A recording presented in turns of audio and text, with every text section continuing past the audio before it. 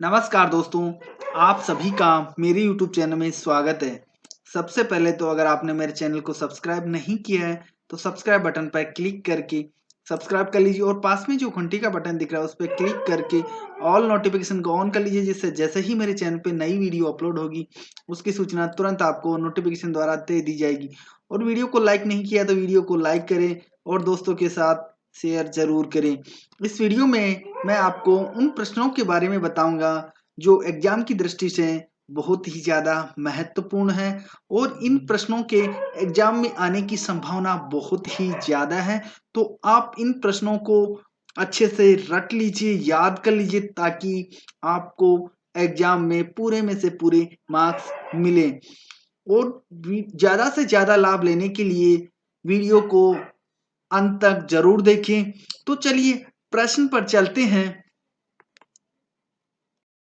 पहला प्रश्न है, स्पंज के सिरे पर स्थित बड़ा छिद्र कहलाता है। पहला ऑप्शन है ऑस्ट्रिया, दूसरा ऑप्शन है ट्रेकिया, तीसरा ऑप्शन है रेडुला, चौथा ऑप्शन है अस्कुलम। इसका चौथा ऑप्शन अस्कुलम सही उत्तर है। अगले प्रश्न पर चलते हैं। मधुमक्खियों का पालना कहलाता है। पहला ऑप्शन है सेरिकल्चर, दूसरा ऑप्शन है पीसी कल्चर, तीसरा ऑप्शन है हॉर्टिकल्चर, चौथा ऑप्शन है एपीकल्चर। इसका चौथा ऑप्शन एपीकल्चर सही उत्तर है। अगले प्रश्न पर चलते हैं। श्वसन की क्रिया संपन्न होती है। पहला ऑप्शन है हरित लवकों में, दूसरा ऑप्शन है राइबोसोम में, तीसरा ऑप्शन है लाइसोसोम में, चौथा ऑप्शन है माइटोकॉन्ड्रिया में। इसका चौथा ऑप्शन माइटोकॉन्ड्रिया में सही उत्तर है। अगले प्रश्न पर चलते हैं। हमारी छोटी हुई सांस की हवा में CO2 की मात्रा लगभग कितनी होती है। पहला ऑप्शन है 4%, दूसरा ऑप्शन है 8%, तीसरा ऑप्शन है 12%, चौथा ऑप्शन है 16%। इसका पहला ऑप्शन 4% सही उत्तर है। हमारी छोड़ी हुई जो हम सांस छोड़ते हैं उसमें CO2 यानी कार्बन डाइऑक्साइड की 4% मात्रा होती है, इसलिए इसका ए ऑप्शन सही उत्तर है। अगले प्रश्न पर चलते हैं। क्रेब्स चक्र में किसका संश्लेषण होता है। पहला ऑप्शन है पायरुविक अम्ल, दूसरा ऑप्शन है फ्यूमेरिक अम्ल, तीसरा ऑप्शन है लैक्टिक अम्ल, चौथा ऑप्शन है इनमें से कोई नहीं। इसका पहला ऑप्शन पायरुविक अम्ल सही उत्तर है। अगले प्रश्न पर चलते हैं। अनोक्सी श्वसन का अंतिम उत्पाद होता है। पहला ऑप्शन है फ्यूमेरिक अम्ल, दूसरा ऑप्शन है पायरुविक अम्ल, तीसरा ऑप्शन है जल, चौथा ऑप्शन है लैक्टिक अम्ल। इसका चौथा ऑप्शन लैक्टिक अम्ल सही उत्तर है। अगले प्रश्न पर चलते हैं। मनुष्य के शरीर में मुख्य नाइट्रोजनीय अपशिष्ट कौन सा होता है। पहला ऑप्शन है यूरिया, दूसरा ऑप्शन है अमोनिया, तीसरा ऑप्शन है अमोनिया नाइट्रेट, चौथा ऑप्शन है यूरिक अम्ल। इसका पहला ऑप्शन यूरिया सही उत्तर है। अगले प्रश्न पर चलते हैं। मानव शरीर में यूरिया का निर्माण कहाँ होता है। पहला ऑप्शन है हृदय में, दूसरा ऑप्शन है तिल्ली में, तीसरा ऑप्शन है यकृत में, चौथा ऑप्शन है वक्क में। इसका तीसरा ऑप्शन यकृत में सही उत्तर है। अगले प्रश्न पर चलते हैं। रक्त की अशुद्धियां किस अंग में जाकर छनती है।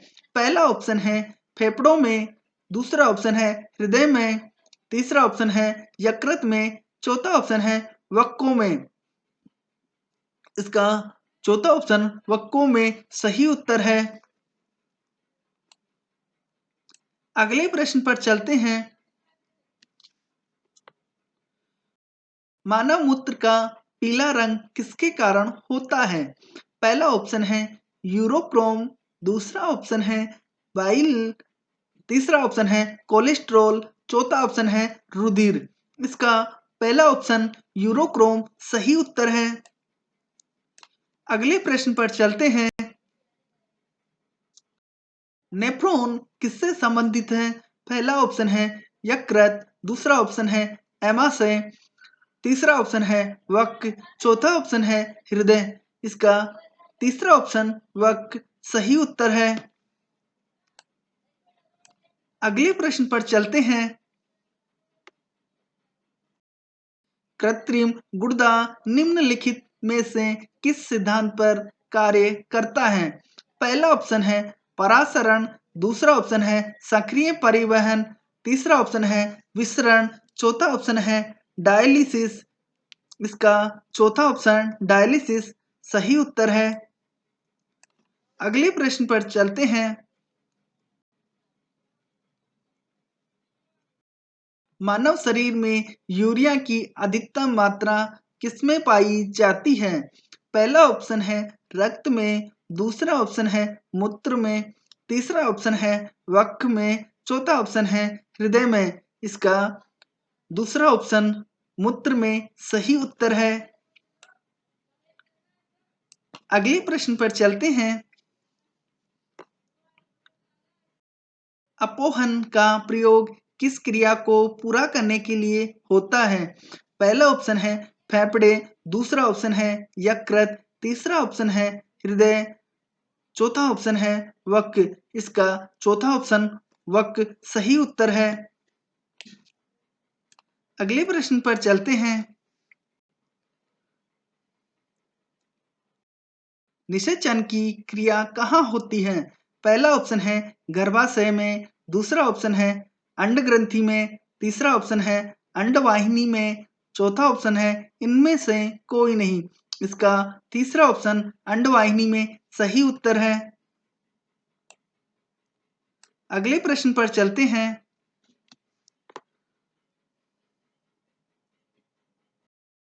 गर्भाशय में शिशु के विकास की जानकारी हेतु किसका प्रयोग किया जाता है?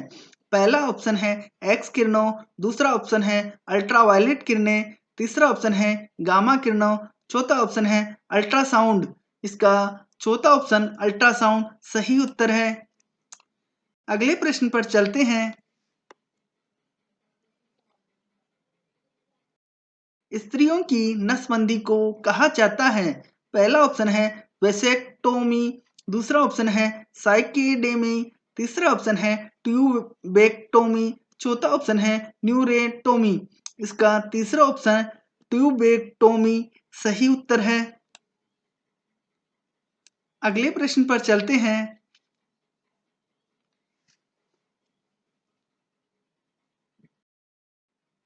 भ्रूण के विकास के लिए निम्नलिखित में किस अंग के द्वारा खाद की पूर्ति की जाती है? पहला ऑप्शन है गर्भाशय, दूसरा ऑप्शन है अंडाशय, तीसरा ऑप्शन है अपरा पोषिका, चौथा ऑप्शन है बीजांडसन। इसका चौथा ऑप्शन बीजांडसन सही उत्तर है।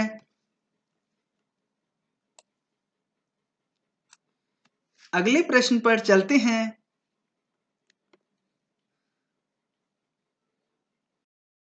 पुरुषों की नसबंदी को क्या कहते हैं? पहला ऑप्शन है वेसेक्टोमी, दूसरा ऑप्शन है साइकेडेमी, तीसरा ऑप्शन है न्यूरेटोमी, चौथा ऑप्शन है ट्यूबेक्टोमी। इसका पहला ऑप्शन वेसेक्टोमी सही उत्तर है।